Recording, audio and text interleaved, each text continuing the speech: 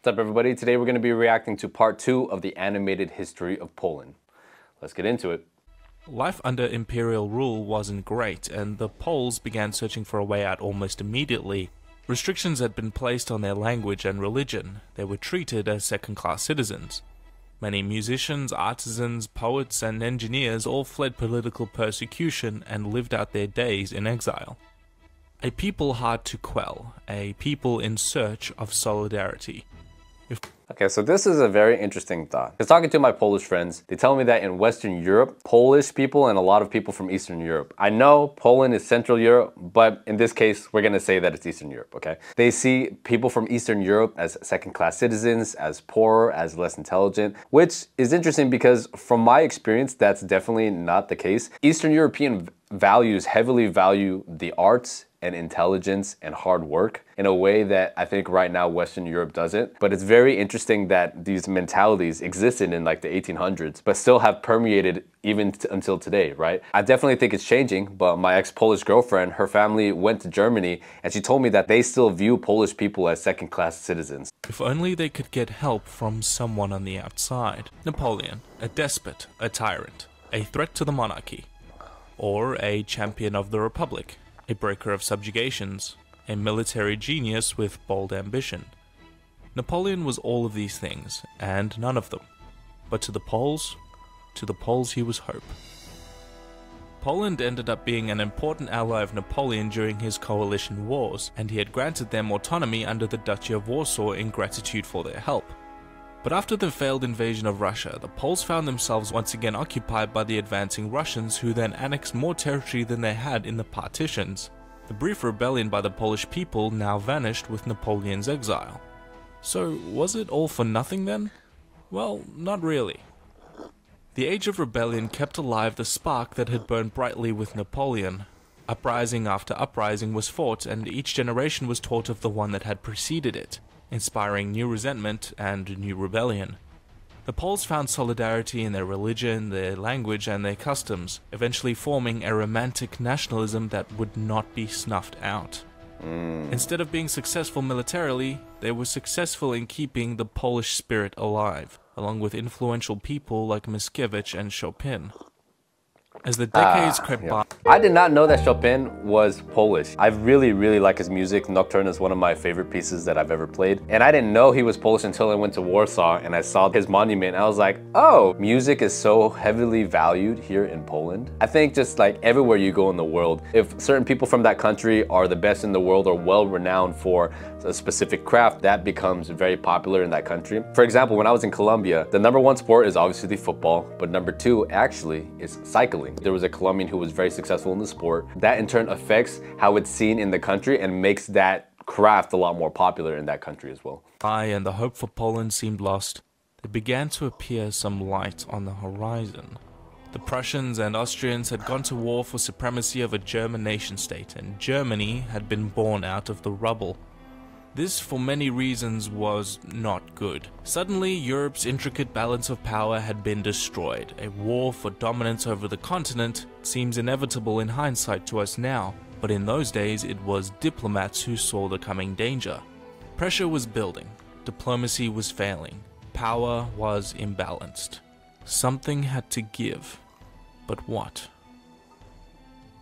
World War I had begun with Austria and Serbia, but soon turned into a multi-alliance pan-European war fought on every part of the continent.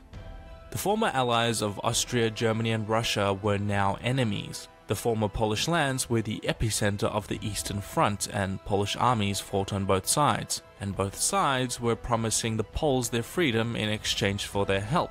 Eventually, the Russians and Romanians would be defeated and forced to hand over all their Polish lands to Germany in a peace treaty, setting up an occupied piece of territory for Polish people they more than likely had no intention of letting them keep.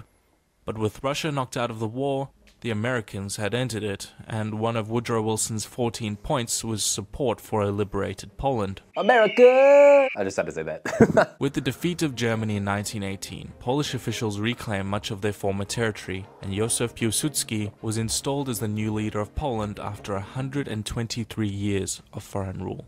But the fight was not over. The Bolshevik Revolution had left Russia to fight a brutal civil war, and once it was over, the Red Army set its sights on the Polish lands they had recently lost. The brave Polish armies lined up to defend their homeland. Defending their capital of Warsaw, they stood ready for battle. Against all the odds, the Poles would go on to lead a seemingly miraculous defeat of the Red Army. In a stunning display of incredible bravery and military prowess, the Second Polish Republic was here to stay. Wow. It's so interesting, man. Russia just keeps invading Poland. Polish people cannot catch a break.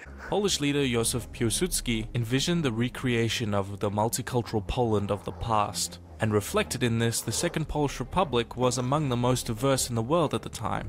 The next few years, usually called the interwar period, was dominated by strong political rhetoric, radical ideas, and a high focus on foreign policy. That being said, it wasn't the most stable government. There were even a couple of coups here and there. Across the border in Germany, things were pretty bad as well. The crippled economy and political turmoil had allowed a radical like Adolf Hitler to come to power in 1933, introducing sweeping reforms of government and seizing dictatorial-like powers. It was not long before Poland came into Hitler's crosshairs. Invading the Republic would allow Hitler to attain many of his short-term goals, such as seizing the industrial heartland and reaffirming Germany as a military power, but also his long-term goals of eradicating Jews and other undesirables and invading his arch-rivals, the communist USSR. But in a completely unexpected move, the Germans signed the Molotov-Ribbentrop Pact, secretly dividing Poland into two spheres of influence, hoping to bide their time and not fight a two-front war. Good job, guys, I think that'll work out. The German army invaded Poland on the 1st of September 1939, beginning the Second World War. They were the first to taste the German Blitzkrieg, a radical new form of lightning warfare designed to punch deep into enemy lines and surround them, cutting off their defenses. Poland was not ready for this. Europe was not ready for this. The world was not ready for the Blitzkrieg. Poland fought bravely in defense of their homeland, but they were defeated in a few short weeks, Warsaw being heavily bombed until September 27th. Just to briefly clear something up, one myth spread by German propaganda was the ineptitude of the Polish army using sabred cavalry against the German panzers, which is completely false. There is no record of this ever happening, and both sides had highly armed cavalry units. It wasn't that uncommon. The fall of Warsaw, however, would not be the end of the fight. Thousands of troops evacuated and joined the armies of the Allied powers and continued to fight throughout the war.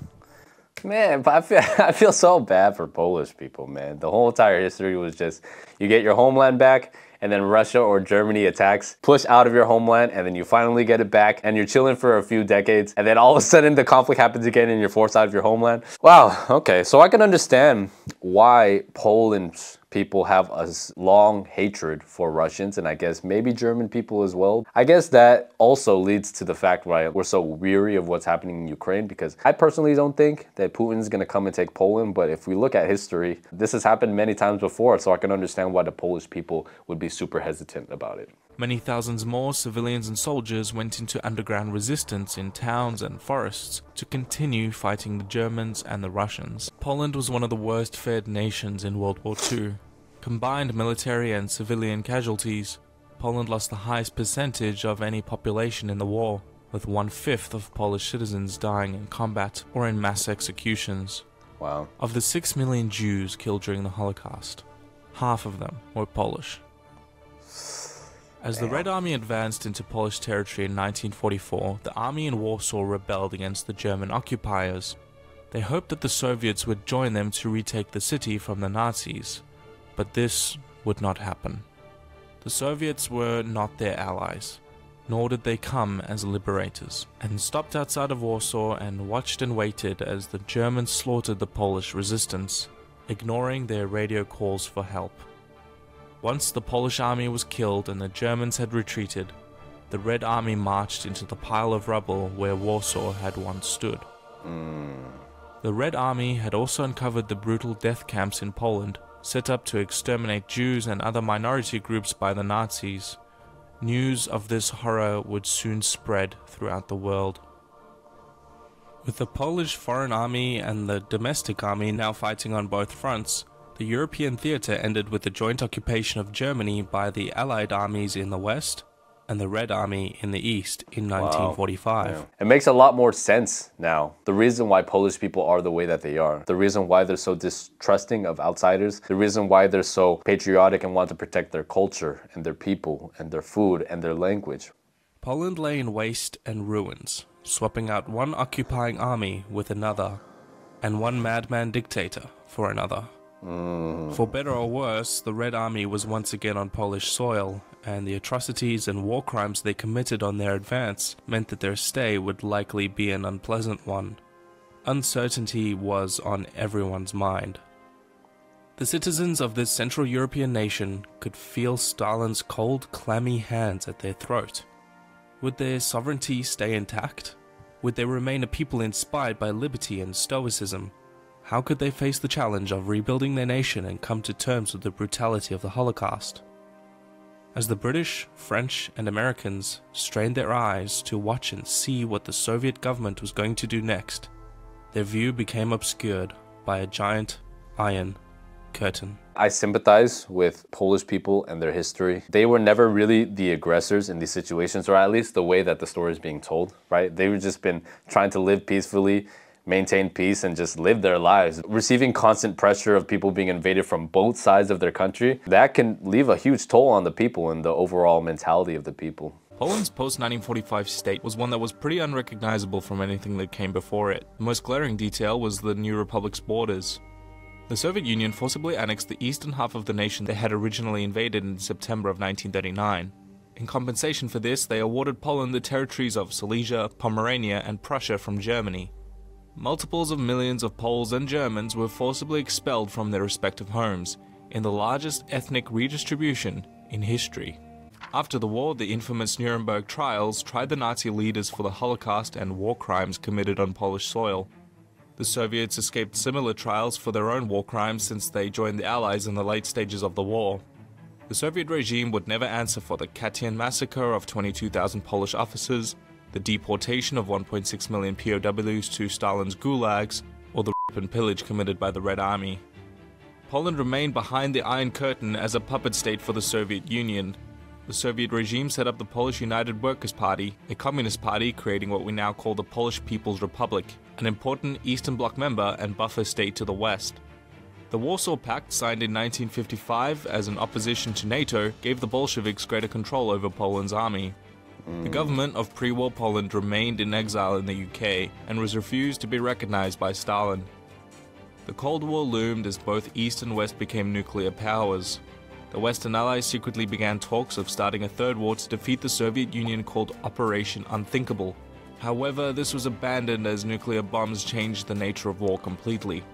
The first few years were the most brutal. Land, industry, and... I'm so captivated by this video and what's going on. I think I relate to this a lot because 3 generations ago, my family left China and went to the Philippines also because of war. And then they were in the Philippines, they had to start all over for a couple of generations. And then my parents left the Philippines, which unfortunately is a third world country, to the US for better opportunity. I left the US to Poland or to other places in search for more opportunities. I think because my family has also a long history of immigration and having to start over in new places, I really relate to Polish people's struggles. And I think that's why our emphasis on hard work, on discipline, on family, all these things are very connected because when you're trying to start from zero, these are the most important things in life. This is why I admire Poland a lot because it really is a mix of Western and Eastern values. I still think the fabric of society is founded on Eastern values, very similar to how it is in China or East Asia. The overall mentality, because it joined NATO and it's a part of the European Union, it's definitely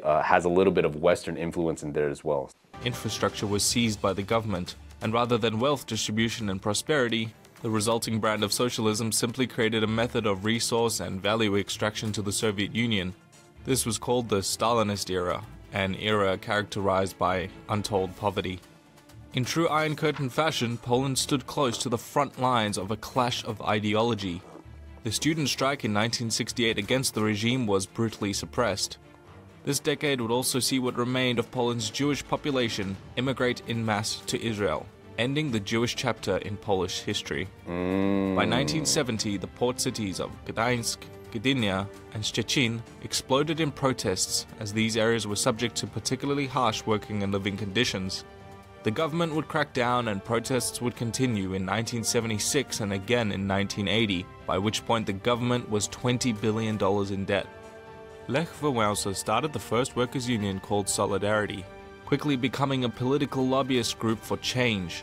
Solidarity organized the first nationwide workers' strike in 1981. The government tried in vain to enact martial law to stop the spread of chaos. However, the winds of change were upon the Eastern Bloc, and in the 1989 election the Communists lost nearly all of the allowable contested seats in parliament. The wheel began turning and change was inevitable. Wow. The Communist Party was disbanded, the constitution amended, and the centralized control of the economy was abolished.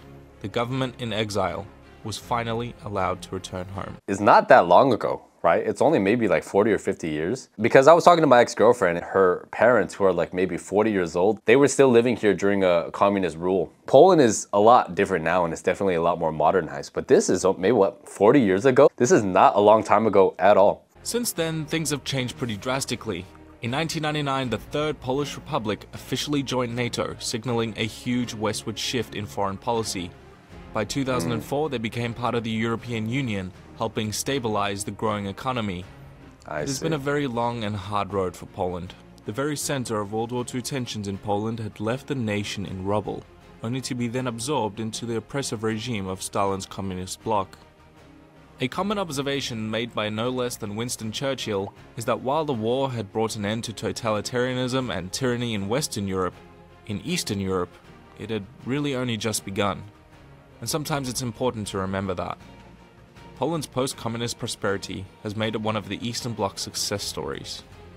And who knows, maybe one day, Poland can into space. Excellent video. Highly recommend. Creator is killing it, man. Congratulations, your videos are spectacular. I highly recommend you guys watch this video next. If there's other videos or other topics you guys want me to react to, leave a comment down below, and the ones with the most likes are the ones that I'll get to.